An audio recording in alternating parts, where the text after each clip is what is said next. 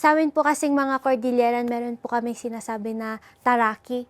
Wala po siyang taraki. Wala po siyang Tagalog or English na translation, but it kind of means like, tough, cool. Gano'n po kami inside the ring. And so yes, nararamdaman po namin na masakit, but pain tolerance po, and we're taraki, kaya parang wala lang po. We feel the pain, we shrug it off, then later on, saka lang po namin nararamdaman na masakit, no? Masakit pala, natamaan pala ako dito, may black eye pala ako. I think po kasi, una, because it's innate po sa aming mga Cordillerans.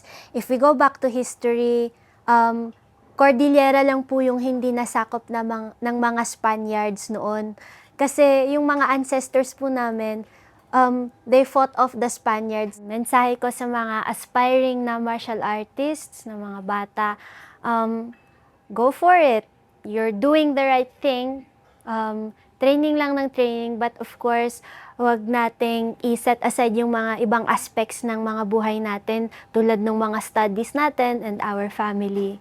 And, do it with passion, be resilient, mag-training kahit na hindi nanonood si coach, ibigay natin yung 100% natin kahit walang nag-cheer sa atin.